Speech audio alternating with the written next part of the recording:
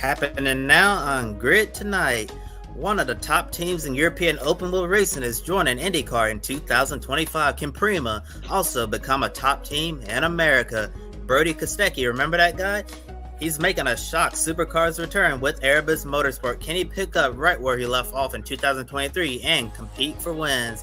Andretti Global set up a European-based facility for its potential Formula One team. Considering the uncertainty about getting approval from F1, is Andretti making a good investment or potentially throwing away millions and millions of dollars? Hello to all of our viewers watching here in the United States and around the world. Welcome to Grid Tonight, your weekly motorsports news program. I'm Kobe Lamb, and with me are Joshua Birch and Matt White from Grid Endurance Performance Index. Now, we encourage everyone to comment in the chat, ask questions, and support us through Super Chat. We have a packed show tonight. Now, Josh, take it away with our top story this evening about a new team coming to the NTT IndyCar Series who will surely add a lot of value to the championship. Oh, indeed they will, and it's brightened the dual day of rain delays we've had in the open test. This good news story that broke to get us all talking about it, because one of the most successful teams in European open wheel racing, PREMA, will start up an NTT IndyCar Series program in 2025. They'll field 2 full-time IndyCar entries using Chevrolet engines and taking on the Indianapolis 500 for the very first time. Years after being one of the benchmark teams on the road to F1's ladder system, PREMA will have a new challenge as they look to find success in the highly competitive IndyCar Series. Now, PREMA brings a championship-winning pedigree who have won a total of 80 titles in team's history, and they've produced 9 active F1 drivers, including Charles Leclerc, Oscar Piastri, Esteban Ocon, and Pierre Gasly as well. Now, also Indy 500 winner Jacques Villeneuve and IndyCar drivers Felix Rosenqvist and Marcus Armstrong and Callum Ilott have also come up through PREMA's driver development program. PREMA plans to operate its 2-car IndyCar program in Indiana. Now, this isn't the first time we've seen a high-profile and successful team from Europe try its hand at IndyCar. In 2018, Carlin came to IndyCar and left at the end of the 2020 season. Of course, they've now become road in motorsports over here in Europe, and despite Carlin finding success on the road to Formula One, they weren't able to produce the same magic in IndyCar and struggled a lot. Carlin's lowest point was 2 of their 3 cars getting bumped from the Indy 500 in 2019. Max Chilton and Pato O'Ward weren't quick enough to make the field of 33. Remember, McLaren's failed attempt to make the race with Fernando Alonso was a Carlin affiliated car. So all 3 cars that failed to make the 2019 Indy 500 also had Carlin ties. More detail on PREMA's new IndyCar program will be announced at a later date. The graphic courtesy there of Penske Entertainment. They have also done a press conference earlier on today during the rain delay. That is available on the NTT Data IndyCar website, and we'll be having more information on that in coming days as well. And months as we understand more of their program. Aloha, says the Grid Network team to Astral. I want to say aloha as well. And as Josh T says, hello to both Kobe and Matt. Good evening to you both.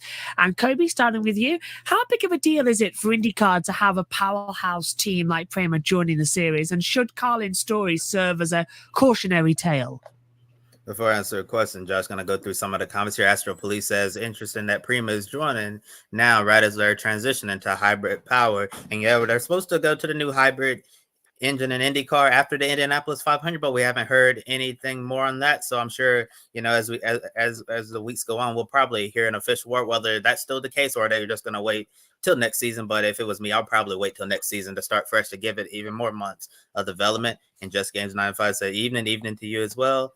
Astro Police also saying you're here for it. Welcome to PREMA. And then Ami is saying that PREMA might just get you even more into IndyCar. Yeah, that's always a great thing as well. And then our own Ben Snyder, who has a lot to say on this subject, I know, saying, but have PREMA paid $200 million and proven that they will provide additional value to IndyCar rather than the other way around?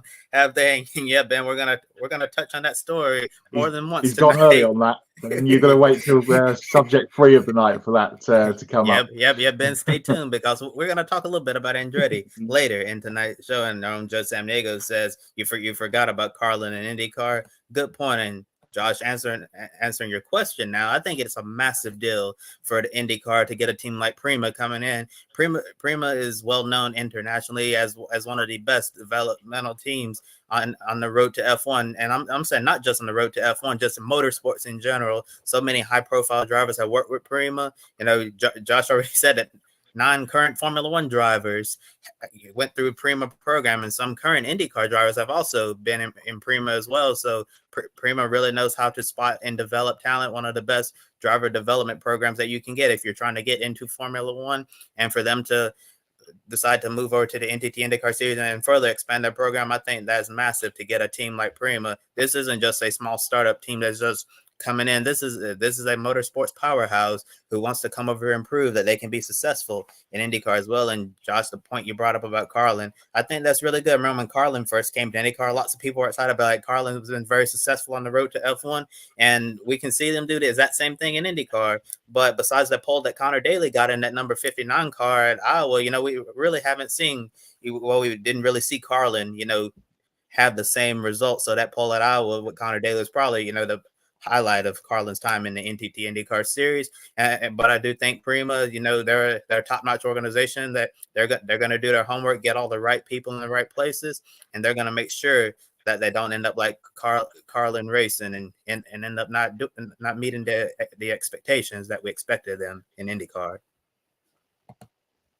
Fire up the band, start the music, set the fireworks off, put the moon in front of the sun. It's good news for IndyCar. And we've had cars on track at Indianapolis today with the open test. This is brilliant. I love this story. Finally, we're getting your European eyes on the series. Well, in a team sense, we're getting some European eyes on the series in IndyCar.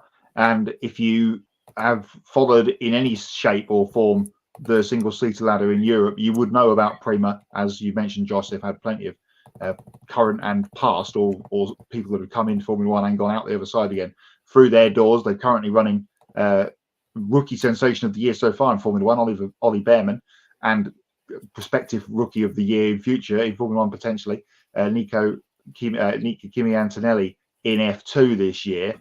So, big deal. Really good that they're going to have the base in Indianapolis or the Indianapolis surrounding area. Really interested to see what they do in terms of drivers.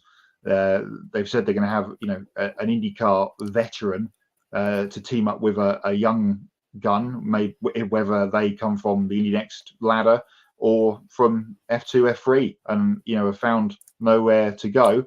Ollie Bearman might be that man that goes with them to IndyCar. You never know. And we keep talking about Ferrari potentially coming to IndyCar. That's been rumored for some time. Maybe this is the Italians are coming to IndyCar, and it's PREMA that are leading the charge. Really, really good positive news. Great time for them to come in, as Astro mentioned in his comment before about it's all going to be changing a little bit with the hybrid. This is a great time to come in. You think back to when Carlin did come. The series was, we've had this car, as we've mentioned on the show, for a long time now. What are we on? 12 years. Everyone was set in with this car. It was always going to be difficult for a new team to come in and catch up and then keep up with the paddock of the IndyCar Series. But I feel like this is a great time for them to come. If the cars look like the rendering that we had on screen before, they'll look great. And all positive for IndyCar. There it is again. If you missed it before, looks fantastic in any way, shape or form. Stick a couple of sponsor stickers on there, and it'll certainly look fast. That is a traditional PREMA kind of color scheme, which they've been running in F2, F3, and in the WEC over the last couple of years in the LMP2 class. So really positive, and I think this is going to be a good little fillet for IndyCar going forwards. Do you remember when the news used to be like scandals and who's lying, and now it's just announcements? I mean, come on. I know it's so good, isn't it? It's nice to get back to a bit of, so last month. It's time to get a bit better, to a bit of normality, which is nice because we're not having to run around with scandals and talk like we're lawyers. We're not lawyers, we're journalists. completely different sometimes. Jester said, PREMA to IndyCar is a good move. It would hopefully bring more people to watch the sport. Plus, they have been very successful in the feeder series, and I hope their first season IndyCar goes well as well with the love heart emoji. I agree. Hopefully, we'll see them challenging up there as well quite early for race victories and maybe a shot at the Indy 500 as well. If they get some good talent behind those wheels, we know the Chevy package is a contender for the last few years as well. Josh T said, this is big. PREMA joining means they will be a path from F2 to IndyCar if F1 doesn't work out for that driver, which is even better news as well. Ferrari, says Amber as well. Well, it sort of completes a nice little tale, doesn't it? Because PREMA is very strongly linked with Ferrari. It's also very strongly linked with that of Mercedes. But of course, in the 1980s, Ferrari threatened to join IndyCar, and now it finally looks like they're just dipping their toe in a little bit and seeing what their partners think of it all. A Day in Life says, I was excited at IMS today and the news of PREMA coming was stellar. Hopefully you've dried out because it did get very wet. And yeah, and the car does look nice. Sticks with the PREMA colours as well, says Josh T. It does, and it does look a very good car. With Chevrolet engines indicate Honda is leaving. No, I don't think so. What do you think, I don't guys? think. That, I don't think not necessarily. No, I don't think not necessarily. Matt, I'll take it. Matt, you agree? No, still up in the air, isn't it? We've talked about Honda on the show in previous weeks, so still wranglings about the hybrid and whether Honda will stick or twist and go to NASCAR. That's still up in the air. Josh T also commenting here. So another point: could we see PREMA try to join Indy next, create an Indy ladder, or is there stuff restricting them? I don't think so. We've got plenty of the top teams running and have done previously in when it was lights, haven't we, Kobe? The run in IndyCar and in lights. Yunkos springs in mind.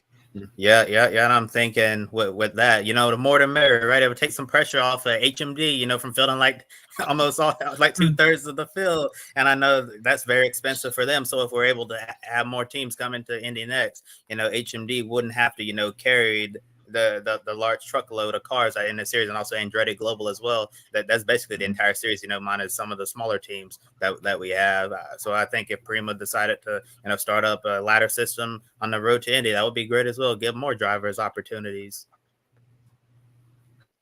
I'll say it for Matthew Owens and Ben Schneider. Bring back the Freedom 100. End of. Right. Moving on. There's because and the PREMA colours fit well. Well, I agree, says Jess as well. They do. They just fit. The F1 ladder and Indy ladder would be strong. Well, Andretti could be in that. More on that later as well when we get to our third story of the evening. But it does seem like PREMA team principal of Rene Rosin understands that IndyCar won't be a cakewalk. Now, Rosin has said that competing in IndyCar won't be easy, but they're determined to put in their best effort, learn as quickly as possible, and become leading contenders right from the start.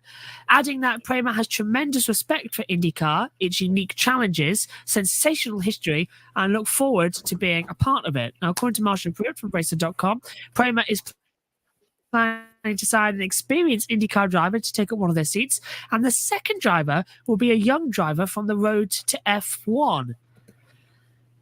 I wonder who that could be in the list of many talents as well. Which drivers would be a good fit for PREMA's debut season in IndyCar, and do you agree with this strategy for a new team's driver lineup? Matt, I'll start with you. I do. And this is, it's been part of PREMA's DNA, hasn't it, in the single-seater ladder here in Europe in F2 and F3 and GP3 and GP2 before that. Bringing through the young talent. They've obviously been linked with the Ferrari Driver Academy for quite some time on this side of the big Atlantic pond. So we'll see what happens. I was trying to have a think about who could be in the frame in the experience stakes that are, coming towards the end of a current deal. What will Simon Pagenaud do? He's on the shelf at the moment for the injuries that he sustained in that big crash at Mid-Ohio last year. Is there a chance that Simon could come back because a European name, French, obviously not Italian, but has been in the series and knows it like the back of his hand, Indy 500 winner and champion? That'd be a good fit for them in the veteran stakes. There's plenty of names in the pot there that could come in and do a great job. Connor Daly would be excellent for them. He needs a full-time ride really in the series. he would be a good fit. If you think about people on the young driver side, they'll have both pools to pick from, won't they? They'll have eyes on what's happening in Indy next, and there's plenty of talented young kids coming through the ladder there, what we call the road to Indy, and of course people running out of money or not finding a seat when the music stops from Formula 3 and Formula 2 and heading off to sports cars. You think of Fred Vesti, who was runner-up in F2 last year. He's going to be in action in sports cars this weekend. More on that later when we get to the EPI. And other people that have been in towards the top of F2 that just haven't found the way forward from there up to Formula 1 in the recent years. So another great opportunity for those guys to continue their single-seat career and not have it stop at the F2 block before we get to F1.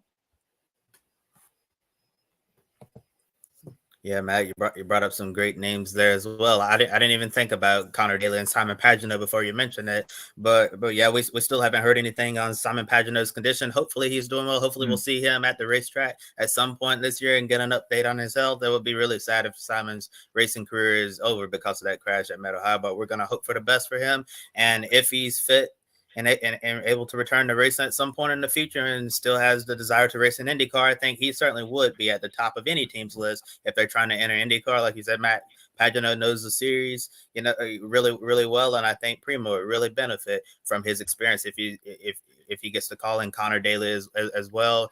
I think he will also be a good fit for their team. But Marshall Pruitt, reported that they're looking for an experienced IndyCar driver to take up. So see, I wonder, like, by experience, so you mean like years of experience or a couple of years of experience?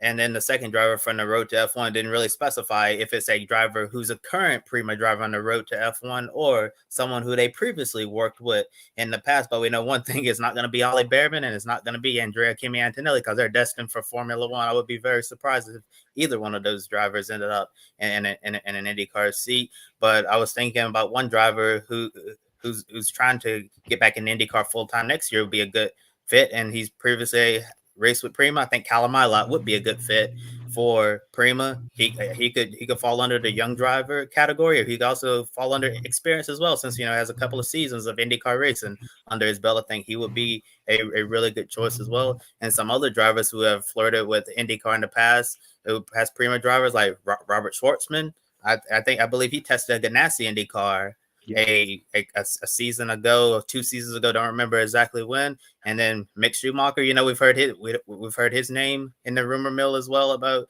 potentially being interested in IndyCar. Don't know if he's going to be back in F1 full time at some point, or maybe he tries his hand in IndyCar. Getting the Schumacher name in IndyCar would be a big deal. And a current Formula 1 driver who could be on the outs after this year, why not bring over Logan Sargent with PREMA, since Logan Sargent previously drove for this organization? And if Logan is out at Williams at the end of the year, I think this would be a good place for him to come back home. It's certainly be interesting to see who PREMA decides to sign up for his debut season in the NTT IndyCar Series. Yeah, I'm very much doubtful that we're going to see Logan Sargent in Formula 1 for much longer if Williams keep treating him like this, which is a shame because I think he's come on leaps and bounds in the past couple of months. And after last year where we said give him the season, he's got the season, he did really well at the end of it. And now this year, he was going well. Albon makes the mistake and suddenly Sargent is paying for it. It's weird. Josh T says, if that happens, then that could go well, having a more experienced driver coach the younger driver, share data, etc. But then again, stuff can go wrong. It can indeed. Yes, Callum Ilott. Yeah, it looks like that. I would put it as Ilott really coming in as well. I know Pourchaire's hanging around as well, but he looks to be linked in with McLaren if David Malukas isn't ready for a while, even though Pourchaire deserves a seat in F1. But as we were talking earlier on, there's no seats really available. Josh T says, I don't see Behrman and Antonelli in IndyCar. They're definitely going to F1. Callum and Mick, I can see happening. I can see that too. Mainly, I can also see Callum Ilott more than Mick Schumacher. Logan might go Wecker IndyCar. Carlos Sainz also, don't forget, is out of a seat. And Ferrari with PREMA ties as well. Could Carlos Sainz be making a trip over for a year while he waits for Audi to come in for 2026? So could we see 2025 have Carlos Sainz come in? That's an option as well, don't forget. Logan nearly won F3 in 2020. It could be good. It was the race of Tuscany that screwed him over. It really did, because we had 3 races there, of course, that weekend, and it ruined everything at that tight, twisty circuit. And we completed an entire Formula 3 championship in 8 weeks. It was not great. Now, our second story for the evening as well, a major story from the Red Coast Supercars Championship that broke during Sunday night's episode of Grid Live Wrap-Up.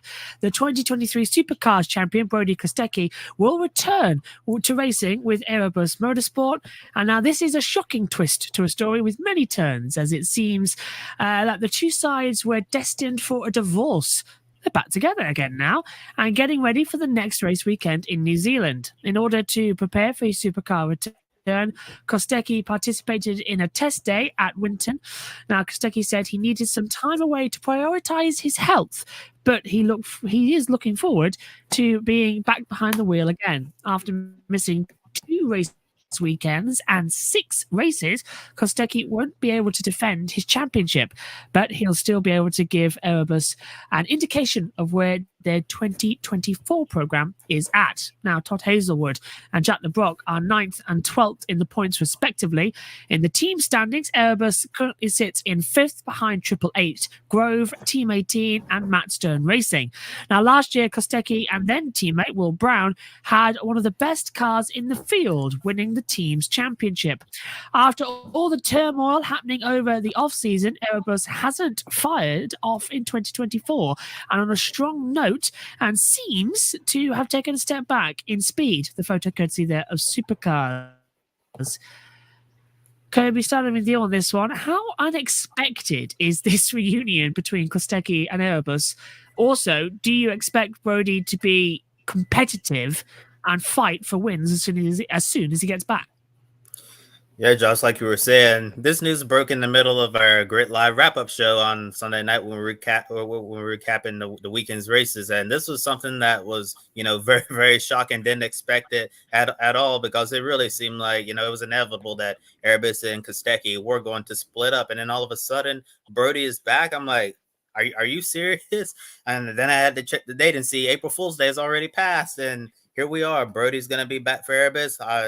I saw some content from Winton yesterday of him getting behind the wheel of the car, trying to get back in the swing of things, knock off the off-season rust and all of that. Here we have Brodie seems to be locked in, and he's ready to go when Supercars goes to Taupo for the next round in New Zealand. So yeah, I did not expect to see these two parties working together again. Not really sure what exactly happened behind the scenes, but it really seems like there's more to the story than this, especially considering, all the different elements to the story that we've covered on the Grid Tonight show in recent months, including that interview with Barry Ryan and Betty Clemenco that Supercars did, where it was basically a pointless interview because all they could say, that we can't really talk about this. We're just going to respect Brodie's privacy. And it really seemed like that they were just done with each other. And here we are.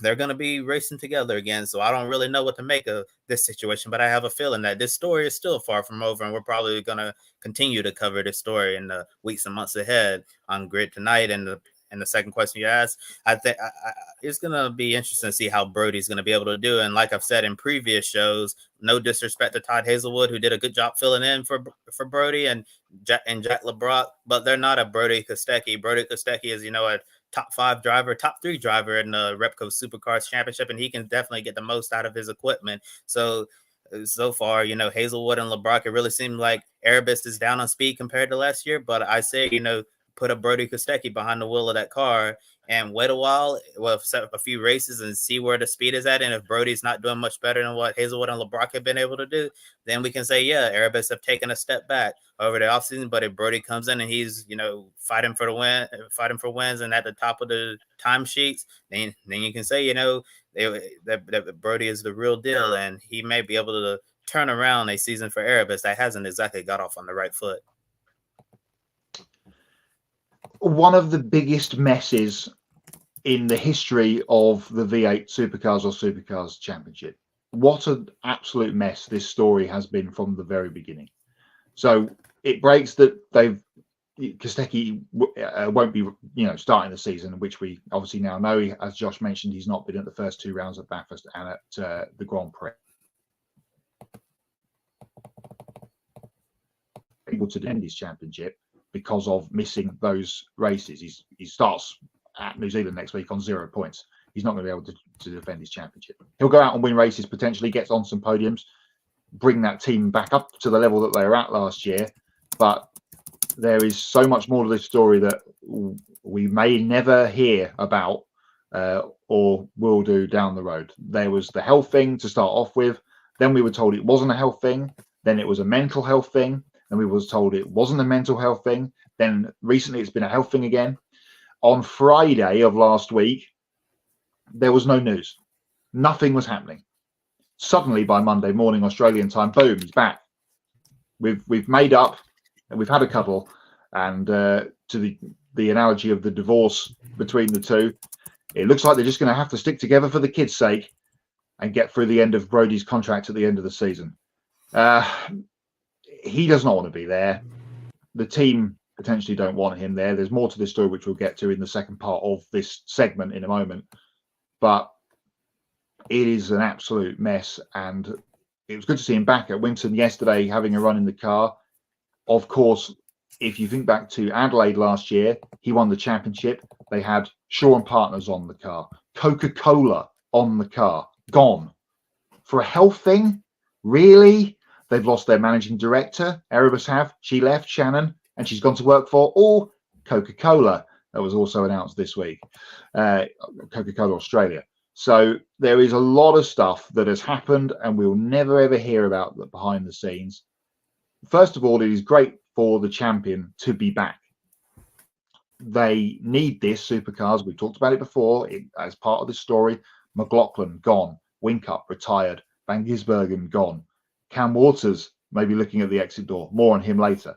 They need the big personalities. They need the fan favourite drivers there. At Adelaide, Brodie won the championship. His car from last year is now kept as the Erebus centrepiece, or it will be at some stage. Will Brown's car from that race was written off. So 2 new chassis for the team over the off-season. They got them ready for the start of the year. It hasn't been, as you mentioned, a particularly brilliant start. Todd Hazelwood was rushed in he was supposed to be doing co-driving duties for the team when we get to Sandown and Bathurst later on in the year, and he's had to end up doing the first 2 rounds of the season. And I'm pretty certain I mentioned it on the show a few weeks back. If Hazelwood does more than 2 rounds, then he can't co-drive. So if he'd been in the car in New Zealand next weekend, then that would have been it for Kostecki. He would have been out for the rest of the season. Hazelwood would have ended up then doing the rest of the season, or at least he wouldn't have been able to co-drive. So this has suddenly come through now that Brodie's back and Todd ends up being back on the sidelines again. They had, as far as I'm aware, Jaden Ojeda in the wings as a potential 5th driver for a co-driving duty later on in the year. What's going to happen to him now? Because he won't be co-driving at Erebus, because it will, to be confirmed, it's probably going to be Jack LeBrock, who is the full season driver, will end up with Hazelwood, and Brodie will end up with his regular partner David Russell, who have been very strong together as a partnership over the last couple of years, and won at Sandown last year. So, as I said, there's a lot of this stuff that is not being talked about, or certainly being talked about in hushed tones and not being publicized by any media. From what I'm hearing, lots of people know a lot more than they're allowed to let on. So end of the season, perhaps, when Brodie does end up leaving, we'll get some more juicy nuggets of this. I don't think we'll get much over the weekend in New Zealand, which we should be celebrating the fact that Supercars are back in New Zealand next weekend, and it's a sellout at a brand new circuit. But all of the focus is going to be on the number 1 garage for Erebus Motorsport. And of course, Supercars will do what they did at Bathurst. They'll have Jess Yates go and talk to Brodie on the TV broadcast, and it's going to be interesting to see what he does or does not have to say about the whole situation going forward. But the main part of it is the champion is back, and he's going to be a fly in the ointment potentially of the 2 Red Bull cars that are going to be fighting out for the championship for the rest of the year. Chat room has blown up this evening. Smooth operator in Indy. That's about me saying about Carlos Sainz, because he's out of contract as well. It was 2 races back then, but Yeah, in 2021, we had 3 when F2 and F3 didn't race together, bar Sochi. And that Sochi race was the worst weekend we've ever commentated on, where we literally never got a break. It was poor Alex Jakes in those days was doing all of them. That was the reason Alex Jakes decided to not do F2 and F3 and F1 altogether, because it was so much. He actually just got no voice the following week. This is massive again. They missed each other too much, says Josh D as well, coming into it. Is there any more? I presume, yeah. Interesting to see what Kostecki will do to come into it as well. Yeah, this is now about this. This was so unexpected. Didn't think this would happen. Wasn't on my bingo card, he says as well, to come into it. Shao Fan. Hello, Shao Fan. It's taking me time, but I finally listened to the advice and I'm here. Hi, guys, I guess. Nice to see you. Shao Fan, of course, who's been on the JB Motorsports watch-along channels for F1 and other series. Welcome. Yes, this is going to be a lot of fun. Hi. Chat really has blown up this evening, hasn't it? Brilliant. And yeah, that is the last one. Good to come through, because I can see the 21 is coming up like crazy. So we've been very popular this evening. So to carry on with the story. Oh, hang on. I remember Matt. He commented the race. Yeah, Matt. You were at Texas, weren't you, for NASCAR Kota? A wild Brodie Kostecki has appeared. We've got to get you back. Matthew Owens on this weekend as well, alongside me, Josh T, and Tom. So that's going to be a good one. And we've got cameras at Texas because we've got a webcam. So you've missed the webcam race, mate. You've got to get back for the second Bristol later on in the year. Oh God, 2 a.m. our time. No thanks. I love it. Says, yeah, it's a JB Motorsports invasion. We've taken over grid tonight. Right, carry on with the story then, because you said this does get leaps and bounds more, because Peter Adderton, the founder of Boost Mobile and someone who has backed Kostecki's career, shared more details on his social media about this seemingly never-ending story. I'm not singing. I'm not doing it. Nobody's going to get me to sing. That never-ending story. According to Adderton, he received a phone call from Kostecki who told him that he was returning to Erebus, and one of the conditions from the team owner, which was, as you said, Betty Kimeko as well, was to remove all Boost Mobile Australia branding from his helmet. Interesting. Now, apparently, Kostecki followed through and he was allowed to return to the team. Adderton added that he was disappointed and sad due to all the support Boost Mobile has given Kostecki over the years. Now, as a result, Adderton has decided to withdraw his Boost Mobile and Mobile X brands from Motorsport as soon as possible, confirming this to motorsport.com. Interesting enough, Mobile X sponsored Kostecki's NASCAR Cup Series debut last year at Indianapolis with Richard Childress Racing. Now, Erebus and RCR had formed a partnership, as team owner Richard Childress has expressed lots of interest in putting Kostecki in more NASCAR races. Now, given the drama, loss of sponsorship, there's no telling where this story will go next. So, Matt, having you on this one, what are your thoughts on these accusations made by Adderton? And could Kostecki losing Mobile X mean the end of his NASCAR ambitions with RCR? Yes, if you remember back to last year, Brodie did the Indianapolis road course race with the Mobile X branding in a third RCR car that weekend and had a pretty strong run. Finished top 15 from memory. Then if you fast forward from there to the Adelaide 500 at the end of the year where he won the Supercars Championship, Richard Childress was in attendance, excuse me, as a guest of Erebus and got to see Brodie win the championship. The week after that, Brodie was supposed to be at the aforementioned Circuit of the Americas to do some kind of, I don't know what it entirely was, but some kind of endurance race with Richard Childress Racing NASCAR drivers, Austin Dillon and Kyle Busch. Brodie had an appendix operation after the Clipsal 500, and Will Brown had to go and fill in for Brodie that weekend. And then when the story broke initially about all of this, Brodie's leaving and he's out of a seat, etc., in end of January, when this started, a lot of people were pointing the fact that maybe Brodie is trying to get out and go to NASCAR and follow Van Gisbergen and do more on in the American side of things. But now that looks like it may be hitting a bit of a stopping block if that is what he's going to do. Peter Adderton is the owner of Mobile X and Boost Mobile, who used to sponsor a team. They've been a personal backer of Brodie Kostecki for a very, very long time, basically his whole Supercars career, as well as sponsoring various other drivers and teams. They also sponsor the Gold Coast 500, and they also now, as of the start of the season, took over sponsoring the Pole Position Award for qualifying. Everyone gets $1,000, or certainly was for my sponsor, actually, but sponsored the pole for the last few races.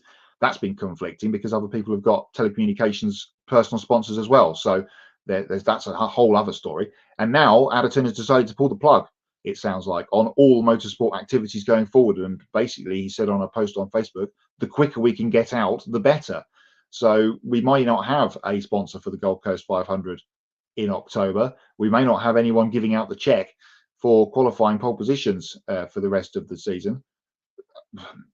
You say what you want about Peter Adderton. He's put a lot of money into motorsport in that part of the world, but he is a foghorn, and he likes Facebook, and he likes to rant on it about various things. Personally, from mine, thanks, Peter. Great stuff. Ciao. But he'll come back. He will. In 5 or 6 years, he'll be back in some shape or form, if not before. But it looks like this may have been something of the hold up for getting Brodie back in the car beforehand. We don't know. From my previous answer to the previous question, Josh T says, I honestly thought Brodie was going to go down the NASCAR route. I agree. I thought it was going to be something that he may dovetail, certainly, for a little while, and then maybe go full time in a couple of years, maybe after winning another championship or a Bathurst 1000.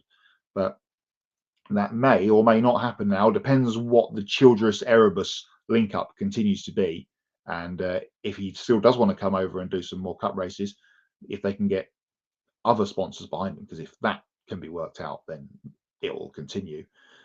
But yeah, the end potentially of Boost Mobile, at least I think for now, going forward. But it's going to be interesting to see again. As I said about Brodie, what more? And we talked about MotoGP and Liberty last week. Once we get to the next round and people are back in the paddock, it's going to be interesting to see what comments come from people about this story. We're going to have a busy show that week, because the next couple of weeks on Grid Tonight are going to be full of quotes from people potentially, because we've got Coda MotoGP this weekend. So keep your eyes and ears out for what's going to be coming out of paddocks over the next couple of weeks. But yeah, Boost Mobile on the way out of Supercars, it seems. Oh, if only I had a spy in the camp in MotoGP. I can't wait. From what I'm hearing already, it's divided a couple of people who knew this was coming. The MotoGP, a spy that may be married to someone else that's in the paddock that also knows what's going on. You mean? Yeah. And that certain spy will be back with us this weekend as well in the reporter role. And hopefully she won't mind me pestering her by calling her in between sessions again, going, well, what's happening out there? And hopefully joining on. No, great to see. She's been out there for a couple of weeks with Mallory, her new rider for the Women's International Series, of course. And they've been hanging out, hitting battle plans, and that series kicks off soon at Jerez. Can't wait for that as well. And yeah, Coda this weekend from MotoGP. It's going to be spicy. And now we know why Stefano Domenicali was at Monza. So was at Mugello last year. And why he was also at Portimao. And why he was also been at Qatar. And why he's been at all these races where he shouldn't have been. Now we know why, because he's been doing all this thing. Came out of the blue, really, didn't it? We heard rumours, but yeah, as we said last week. So we'll get more on that. But now it's time to stay on that will it happen, will it not happen train, and move on to our hot topic, because Andretti Global has opened up a new facility at Silverstone Park in the United Kingdom as they continue to prepare for its potential. There I am. Hello. See, look, they're trying to shut me down. Now, despite F1's unwillingness to give Andretti the green light, the team continues to move forward in hopes that they'll be finally approved to join the F1 grid. Now, in the team's press release, Andretti said having a European base is a great way to attract the best talent in F1 and install state-of-the-art machinery. Now, in an article written by Adam Cooper from Autosport, the team owner, Michael Andretti, said the facility in Silverstone will mainly be for F1, but hopes to add Formula 2 to its program, along with moving its Formula E team from Banbury as a WEC sports car team is under consideration too. The links to all of this is in the video description. Now, additionally, Andretti plans to use his ambitious plans in Europe to help make it easier for American drivers on the road to F1. So they're treated fairly during the development, and the photo courtesy there of Andretti Global. Certainly, the one thing you can say is that Logan Sargent has done the European route and got to Formula One as a thanks to that by going through Euro Formula into Formula 3, into Formula 2, then now into Formula 1. So is Michael Andretti doing the smart thing by getting ahead of the curve with this new UK-based facility? Or are you afraid that he's going to end up making the huge investment only for F1 to put the final nail in this coffin? Josh, this could go two ways. It could go really good or really bad if Michael Andretti basically forces his way into Formula One, which it seems like is exactly what he's trying to do. He's going to look really smart by getting ahead of the curve here. And if Formula One, keeps saying no, no, no, and then once you get the official final decision that you're never ever going to be welcomed in the Formula One, then it's going to look, kind of silly that you invested millions of dollars all for nothing. In a way, it really seems like this, when you look at this whole situation, it's like Michael Andretti was not invited to the party, and Michael Andretti says, I'm not invited, but you know what I'm going to do? I'm going to invite myself to the party. And that's really what it seemed like that he's doing here.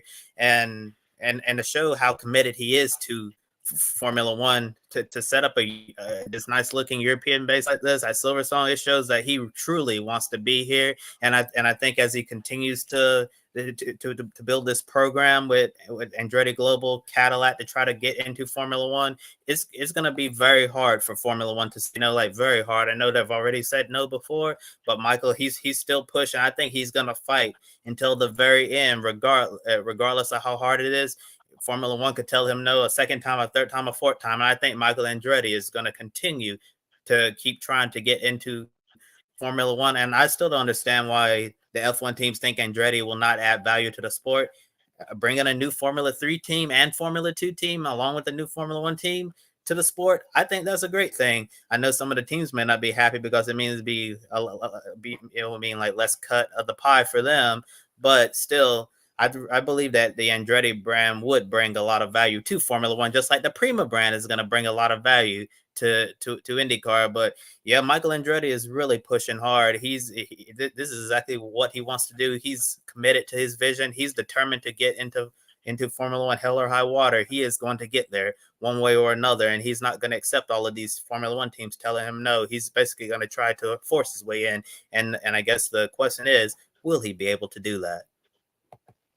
To use your party analogy, Kobe, he previously stood outside the party with a megaphone shouting, "Please, can I come in?" And they told him no. Now what he's trying to do is back up the big lorry with all the speakers on the back and blast the music into the party. Look, I'm here. This is what I've got to bring to you. And he's making them have a hard job to say no. I wish they told me that this was being announced today, because I was only down the road and I was quite quiet about it today. If I just got in the car and drove to Silverstone, I could have seen all this going on. Good, excellent. Love to see this. And if they can get the F2 and F3 entries going, then, that again forges another pathway. And then you'll have the American kids that want to come to F1 that don't potentially have the opportunity coming out of the Road to Indy ladder or below, having this shot. I've got a funny feeling if this all goes to plan, we may see a young Master Weldon in an F3 or F2 car in the years to come. More on him later. But again, more positive Andretti stuff. And to have Michael and Mario there today to front this, again, just shows they're just forging through with this plan to get themselves into Formula One racing. What can Liberty or the FIA or FOM do at this point? They can't just stop them. At some point, they will get there. It just, hopefully, it's a shorter time scale than a longer one. Two things I've heard today. I'm taking my glasses off so I can be serious with you. Come closer, people. One was from Josh T when we were covering this in the IndyCar commentary. Now, he said, isn't it a coincidence that today we've been hearing rumours that Alpine are going to sell their F1 team, and all of a sudden Andretti now have a base about 10 minutes away? And they want F2 and F3? Oh, is that because Alpine are also going to pull out of their support categories where they sponsor drivers there? So is this more of a, if I can't come in, I'm going to bribe the bouncer and come in more? I've got this feeling that Josh T's onto something here, that he's going to buy Alpine, take over the entry, and then he's in Formula One and they can't do anything about it. So it's he's come through the back door, basically.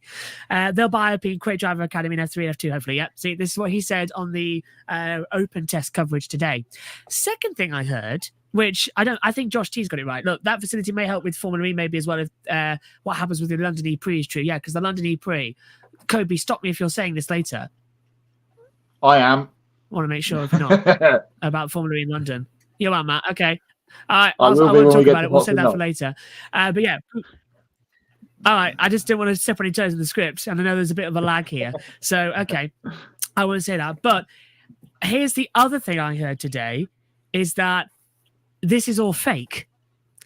FOM said yes, but part of the condition is to build up the hype for both American team and American driver is what's better, an American underdog story.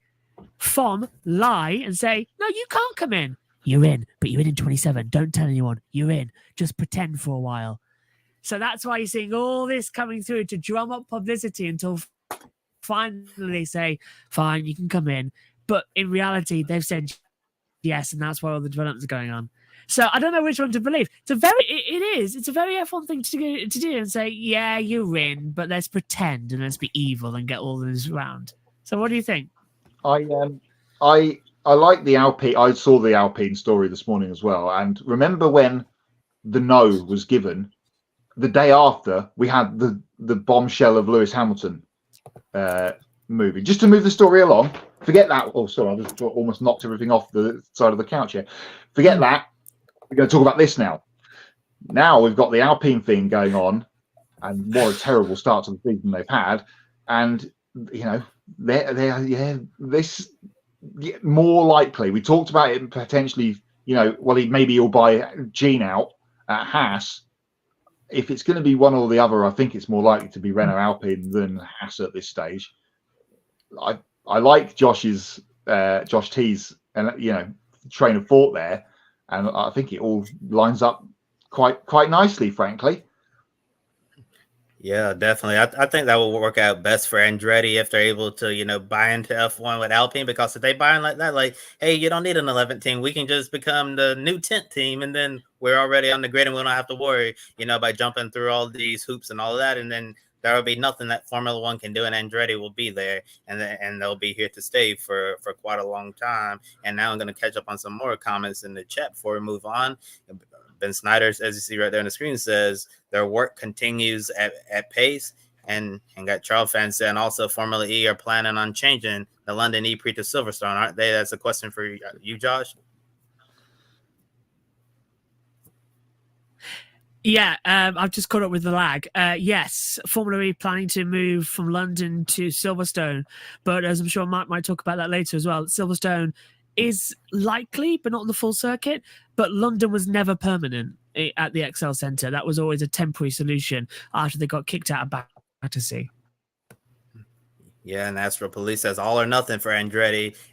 Yeah, that's what it seems like, unless what you heard, Josh, is true, and that they're just trying to hype this up to be this major American underdog story for drama purposes and future seasons of Drive to Survive. Honestly, with the way Hollywood is these days, it would not surprise me if that's the case. But But based on what we know publicly right now, Andretti's been denied, and Michael Andretti is taking this all or nothing approach. Go big or go home. And Michael Andretti is definitely going big, and he's going to make it really hard for Formula One to send him home and be like, no, you're not allowed. And Josh T says that it outraged by the fans if that ends up happening. I assume you're talking about, Formula One continuing to block Andretti, considering all of the millions of dollars that Michael is investing into the sport. And Josh T also says moving into F1's back garden is powerful, making it harder for F1 to say no. Totally agree with that. And Charles Fan says, screw F1 for denying Andretti. I need an American team to support. I already get bullied for supporting Haas.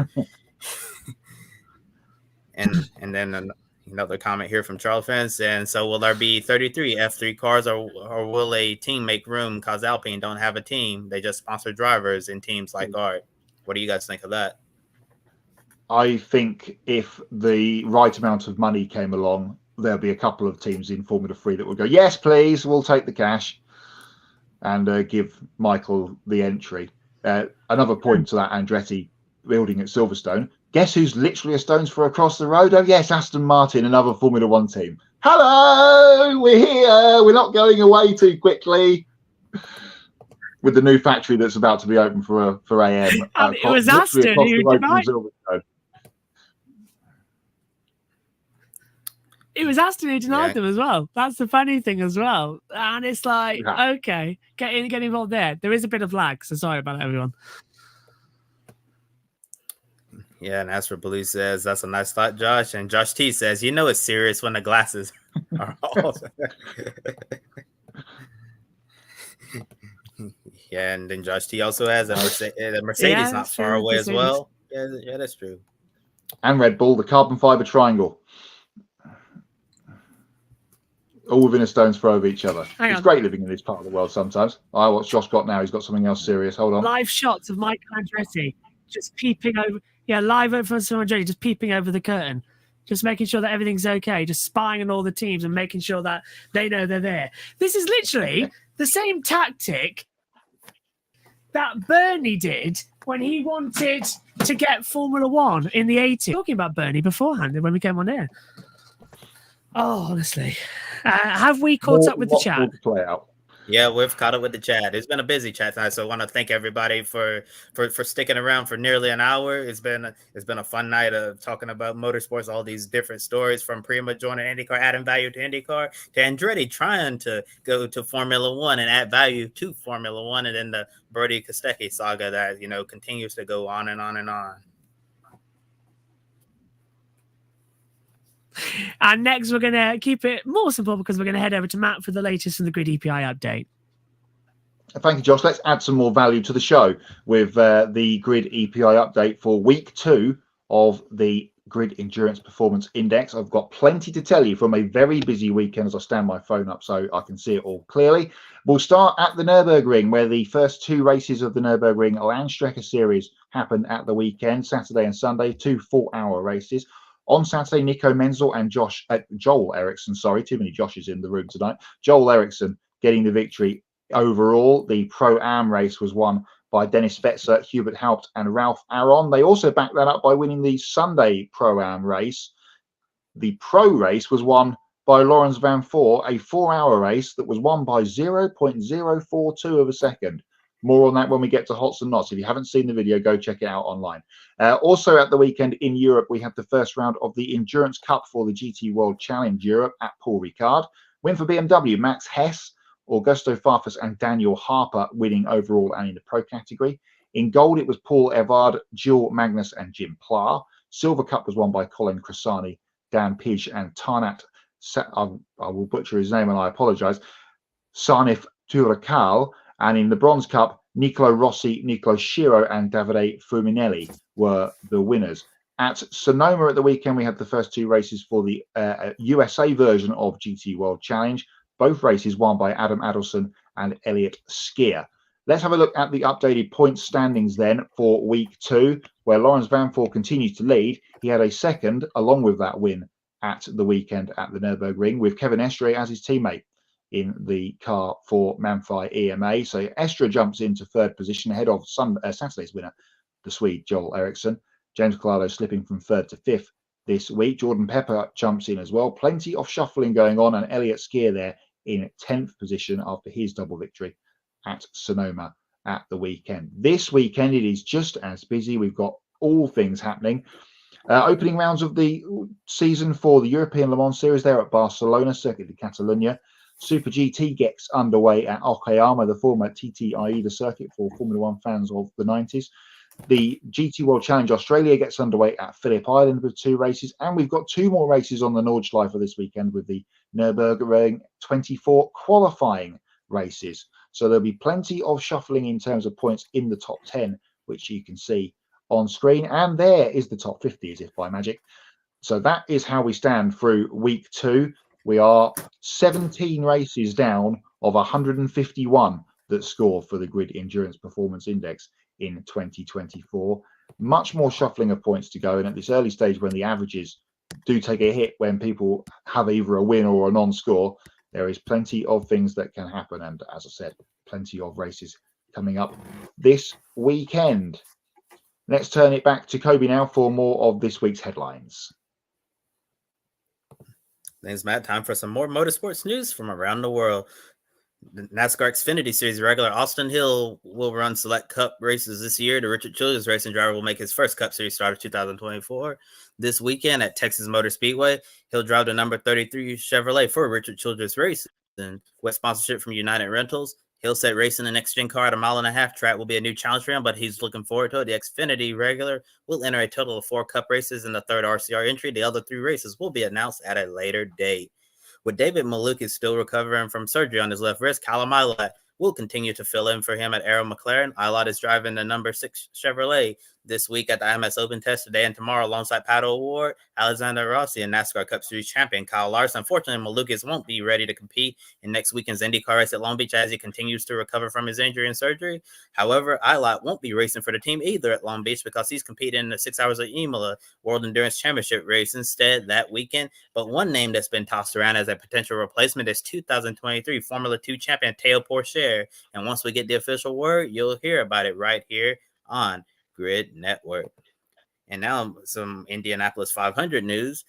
Catherine Legg will attempt to make her 4th start in the Indy 500 this year. Legg will drive the number 51 Honda for Delcoin Racing during the month of May with sponsorship from ELF Cosmetics. This is the first ever beauty brand to serve as a primary sponsor for the greatest spectacle in racing. Legg said she's honored to be back in the Indy 500 to represent such a groundbreaking historic effort by ELF, adding that the brand is changing the face of motorsports by lifting women up and challenging norms. Be on the lookout for more on this story on a future episode of Women in Motorsports, graphic courtesy of Delcoin Racing. Some additional Catherine Legg news that was announced today. Gradient Racing and Catherine Legg have parted ways in the IMSA WeatherTech Sports Car Championship.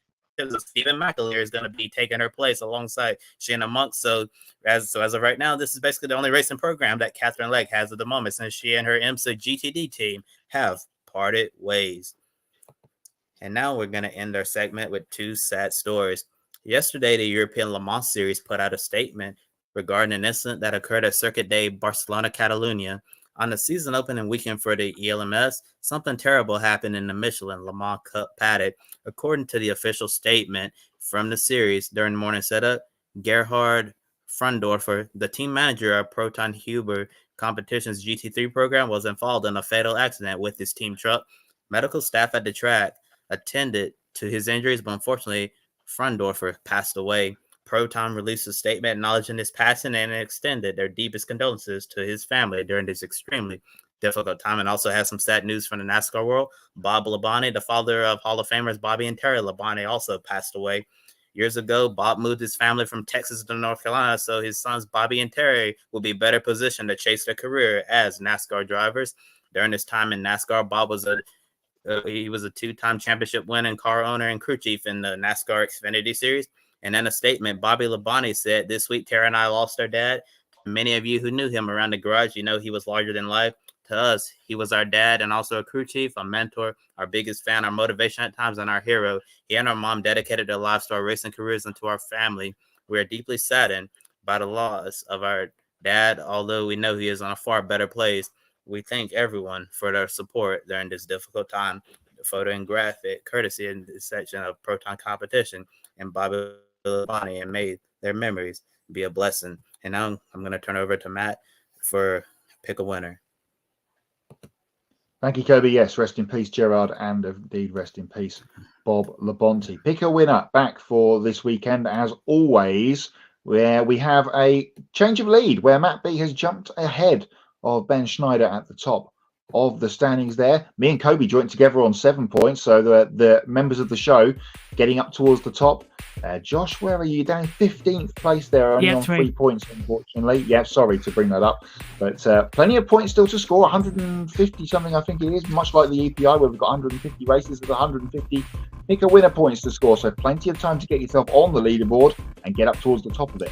We've got 2 races to pick from tonight because we have MotoGP in Kota, as before mentioned earlier on this weekend. We'll do the sprint race in a minute, and we'll also be picking right now the Saturday Formula E race. They're at Misano this weekend instead of being in Rome.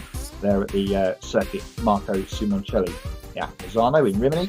Going to be interesting to see what happens back on a proper racetrack rather than a street track, if you want to use that term. I am going to stick with someone that's been doing pretty well, and he was one of my hots on the show last week for his podium run that he's been going on. I'm going to go with Ollie Rowland to win on the Saturday. Rowland's a good pick, Matt. I'm actually going to go with someone who may surprise you. Yeah, he's been in the news lately, especially on the Races website with the reporting that Sam Smith has been doing. I think he's going to be fired up. I think Antonio Felix da Costa is going to get the win in Misano, and I'm sure we're going to hear a lot more about this particular story in future shows. I knew you were going to go to Costa. As soon as you said hearing news and firing up, I thought to Costa. After what he did in Japan as well, those Porsches look good.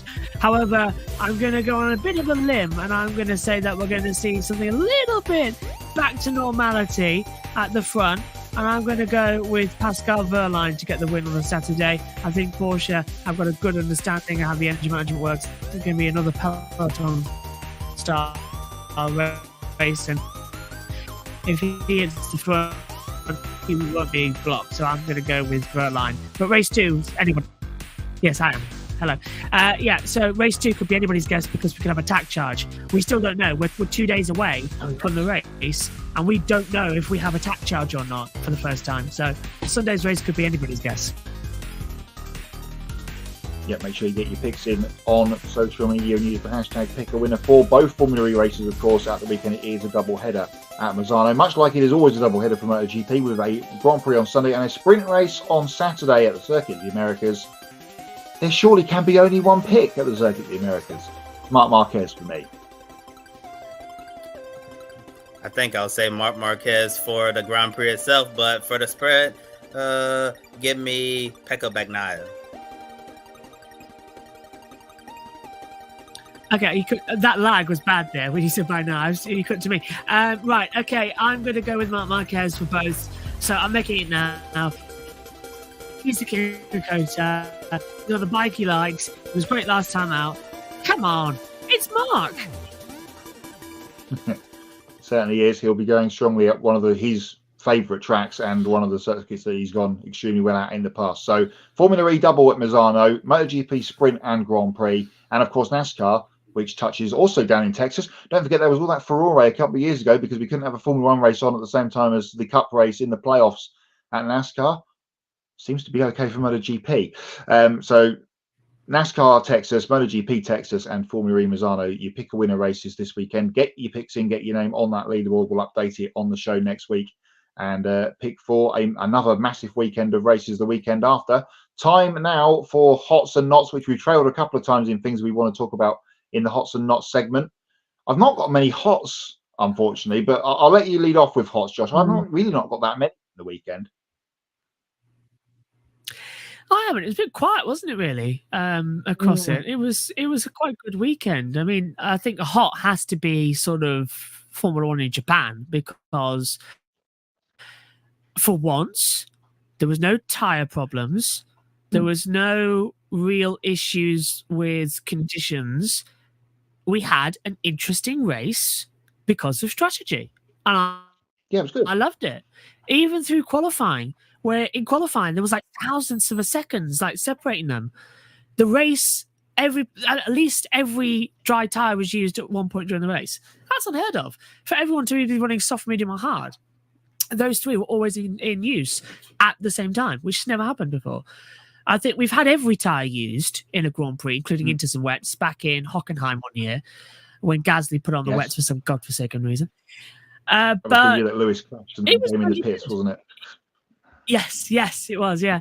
But it was a really good race. I really enjoyed Japan, and the red flag, sorry, my fault. I was reading the red flag rules the night before, and then I was texting somebody to say, do you reckon there'll be a crash? And then I said in the commentary, how long before we get a safety car then? It happened. Sorry, my fault. What's yours? That red flag was not well timed for people that get up and want the race to be done before their children wake up, like me. It wasn't helpful. Yes. Other hots from the weekend, yes, it was an enjoyable Grand Prix. There were plenty going on. All of those cars coming in the pits at the same time was cool. We don't see stuff like that anymore unless it's under safety car. I thought that was really good. Another hot, young Weldon at NOLA last weekend, sweeping the weekend in USF 2000 or whatever championship it was. I forget now.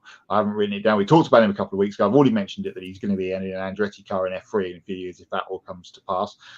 So yeah, really good stuff from young Weldon there. USF Junior, Spanky Kobe's dropped it in the chat message so I could get it right. So that is one of some slim pickings on hots. I have nots, but I'll let you go notting first. TV pictures, my God, bane of my life. They weren't on Abu Dhabi Sports, as Josh Hughes pointed out. They weren't on Abu Dhabi. We use Viaplay. I was up and down, up and down, up and down, and we were on a laptop. It was a nightmare. I'm begging for, I'm literally begging for stable TV pictures of NASCAR, honestly. Good to see Austin Hill. Will be interesting to see how he is in a cup car, says Josh T. This is a technical knot. My laptop, what a pain in the behind that's becoming. It keeps blowing leads. I keep buying leads. I keep blowing them. And I've got a brand new monitor and I can't use it. So Megan's very kindly brought me an adapter that should fix the issue as an early birthday present. So technology is one. And I didn't like, it's going to be weird. I didn't like the NASCAR race that much. And I'm going to be careful when I say it because it was okay. But I don't like the stages the way we've got them put out. We get 80 laps on a short track.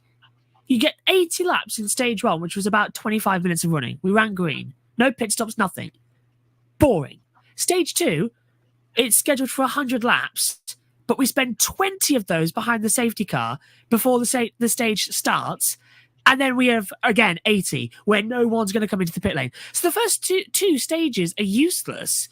And then you've got like 220 laps in the final stage where you have to pit twice. But because of this, at the short track, the fuel window was 150 to 178 laps. You've got them coming in right towards the end. And the cautions were mucking it up. It didn't work. The stages don't work at short tracks. They don't. And I think if we have to have this ridiculous stage break system, super speedways and road courses make more sense than short tracks. They do. Short tracks don't work for these. They don't. We've had four. Yeah. The only thing they don't work. The only thing they could do is not count laps under the stage break cautions. And when the stage starts, it's lap one. Yes, like they do in the Clash. That would be the only way. Yeah, like they did in the Clash, exactly. When they have no laps under caution count. And I think they will probably do the same in the All-Star race when we get there in 5 or 6 weeks' time. Any more? Yeah. No, let's have a think. I have 3, which I'd like to... You've probably got the good 3 that I've forgotten because I was so sleep deprived of the weekend. Well, yeah, that'll do it as well. I'll have sleep paralysis and sleep deprivation. Go on, Matt. Hot that I forgot actually was having Japan on in April. It just was weird not to have the Japanese Grand Prix in September, October, November. You know where it should be on the calendar. We'll get used to it in time, but.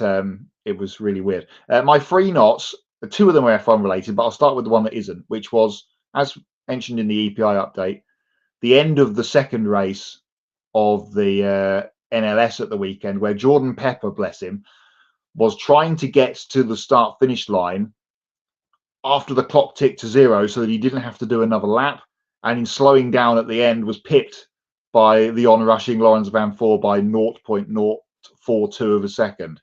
Hot for Lauren and the Porsche team, not so good for Jordan Pepper, Kelvin van der Linde and the Lamborghini team, who ended up losing. I think, if I remember rightly from what I read, if they'd gone one more lap, he would have run out of fuel as well. So he was trying to back time so that he wouldn't run out of fuel, and the race ended.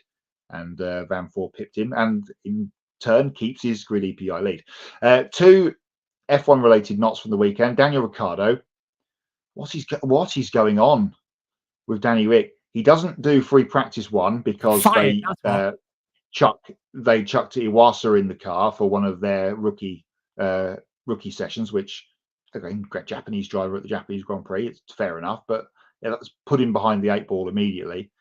What was he doing at the beginning of the race? Just real poor lack of spatial awareness. People saying that was Alex Albon's fault. I don't know what Albon could have done differently, frankly. And he ended up being. I understand why it was no penalty, but I also suggest that probably the blame should have been put more on Daniel. And the fact that every time you saw Daniel Ricciardo over the weekend, the camera then panned to Liam Lawson standing in the garage somewhere, just like the ghosts from the Christmas Carol looming over Daniel Ricciardo. Yeah. I'm going to take your seat, Daniel. It's going to happen at some point. Oh my God! Go on. It was great because terrible. At one point in the weekend, Alex Jake said Daniel Ricciardo was relieved in free practice 1 to the delight of all the local fans.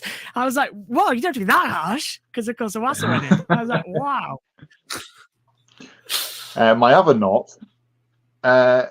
This is going to sound silly, but I will explain. My other knot is Fernando Alonso being brilliant.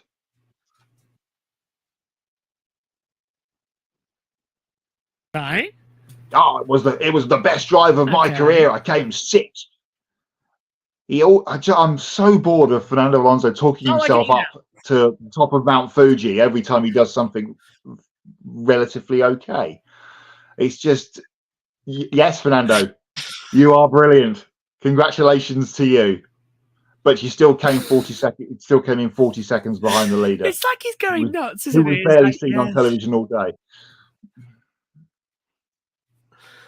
I forgot Max was leading at one point as well. I thought we were having a great race, and I looked at the timing screen and saw Max Verstappen 14 seconds ahead to, guess who? Sergio Perez. Josh T reminding Jimmy Broadbent had his first run at the Nürburgring in full metal cars rather than on a game at the weekend, and that is a massive hot if anyone follows Jimmy on social media, and he did a pretty decent job by all news reports that I've seen. So good on him. I think we're done. There's another massive weekend of motorsport this weekend, probably headlined by MotoGP at Circuit of the Americas, and we'll talk about all of the fallout on it on the show next week, I guess.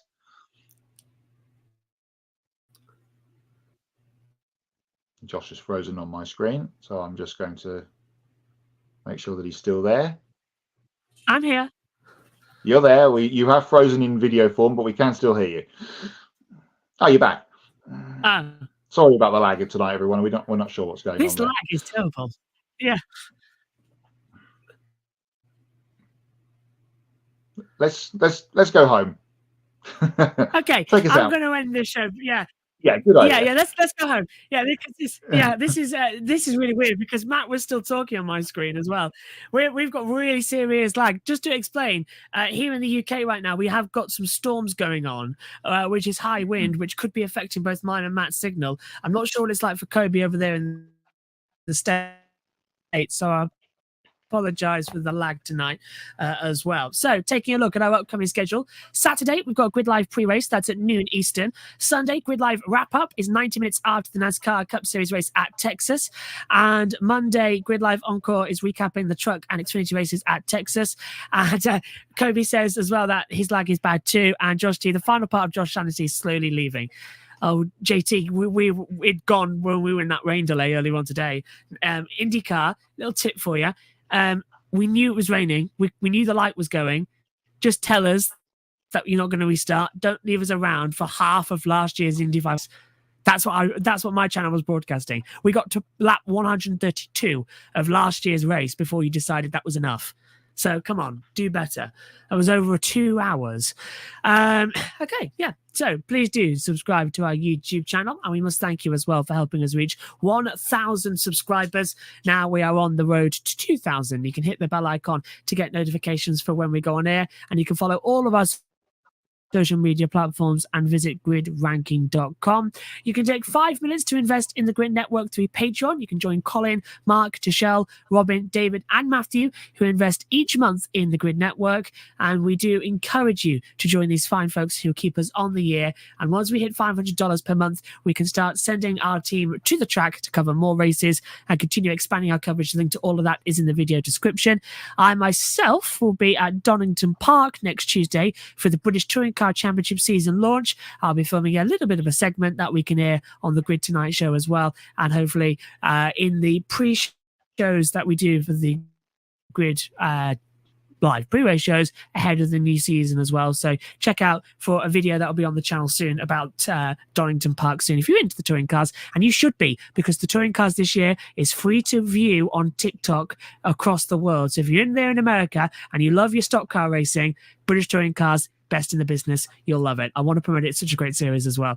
And I know everyone on the team love it as well, because I've been going on about them for the past 3 years.